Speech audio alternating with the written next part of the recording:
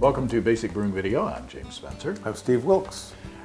We're going to try a fun beer inspired by a conversation that I had on Basic Brewing Radio, the audio podcast that you should be listening to. A conversation with Mika Leitinen, the author of Viking Age Brew. And if you go to his website, brewingnordic.com, you can find an article on brewing with rye. And so I did a show with a conversation with Mika on brewing with rye, and we've played with rye in the past. We have. And I got some really good ideas from him on how to bring a nice rye flavor into the beer. And one of the beers that we talked about was his Ryenator, I think he called it, which was a Doppelbock with toasted rye.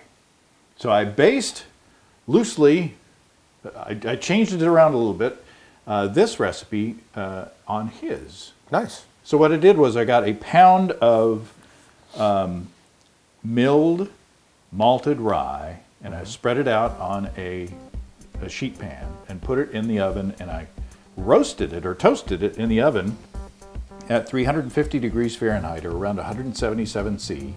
And my oven runs a little hot, but I toasted it for 25 minutes, and boy, you could really see the before and after of the difference of the toasting made in the flavor or the color. So what I did was I put it into 8 gallons or 30 liters of water at 104 degrees Fahrenheit or 40 C. Now that's lower than we usually go. Yeah. Why, pray tell? But well, I'll get to that in a minute. So in addition to that 1 pound of toasted rye, I put 10 pounds or 4.5 kilograms of Pilsen malt, 1 pound or 450 grams of untoasted malted rye, 1 pound or 450 grams of melanoidin, Wow. and 2 ounces or 56 grams of midnight wheat. Now, I rested that for a beta-glucanase rest at 104 degrees Fahrenheit or 40 C for 30 minutes, and that's to get a lot of the gumminess out of the rye. Oh.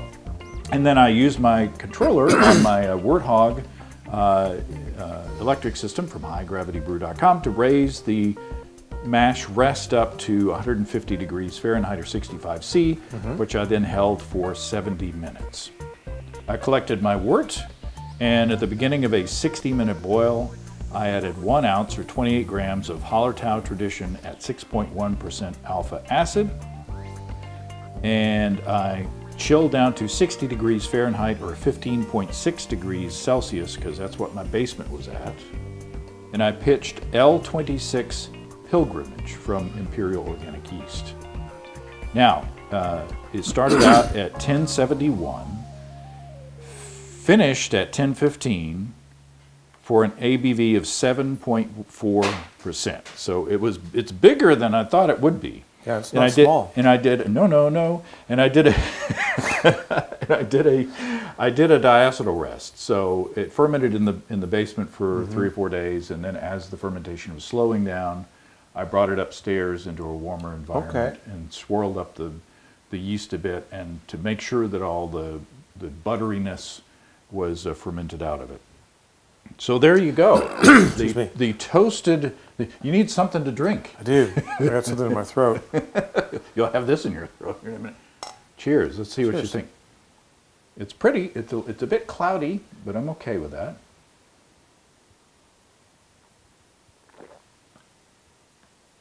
Oh, that's super good. I'm waiting for your adjectives. It's chocolatey. It's not as spicy as I expected. It's a lot more mellow. I can tell it's rye. Let me see if I can tell again. I like that even though it finished at 1015, which is pretty high, it's not gloppy. Not at all. You know, obviously in our experience with brewing, you know, low gravity, rye, 100% rye beers, the gloppiness is what we want because we want to add body. Yeah.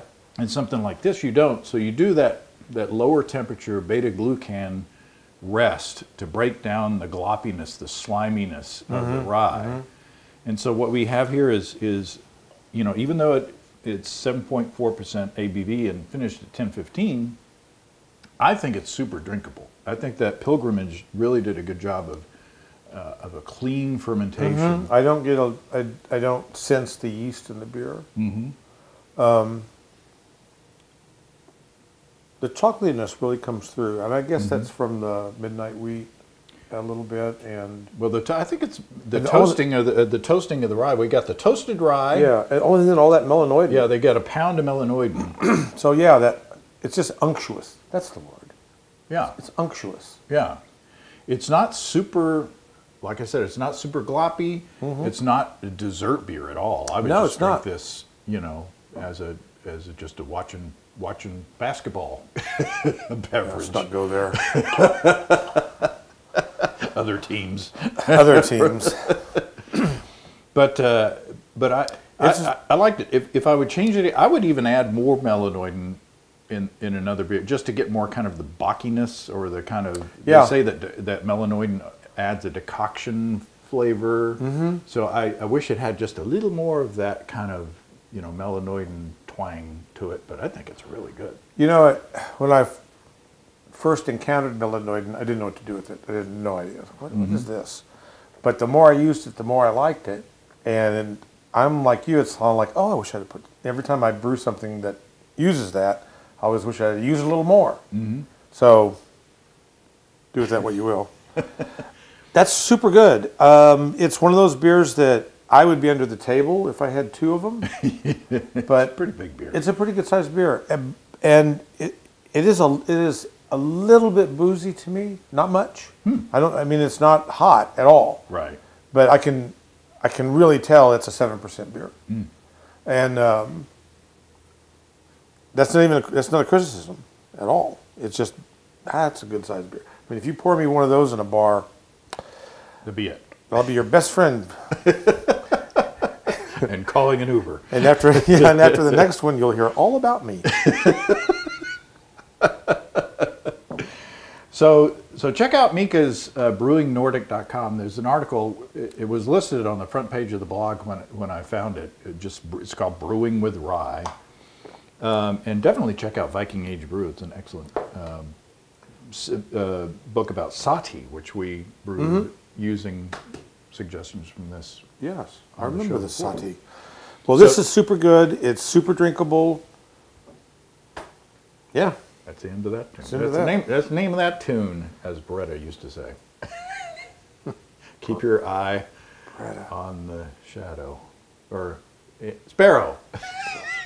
All right. We got another one to do after this. Cheers. So cheers, everybody. Try brewing with rye and try a lower temperature rest to get rid of the gloppiness. That's a new thing to me. I did not know that. Did not know that. All right, everybody. Cheers. Cheers. Happy brewing. Come and visit us online at basicbrewing.com. You can find archive lists of our audio and video podcasts on homebrewing. You can also find our DVDs and our brewer's logbook, where you can track and log up to 50 batches of beer. What was Beretta's cockatoo's name? I don't know. I was trying to think of that, but the only thing I could think of was Kojak, which of course is completely wrong, but it's the right genre. The cockatoo, I believe, was Fred. Fred the cockatoo. That's the name of that tune. I think that's right. Yes, Fred. Yes. Beretta.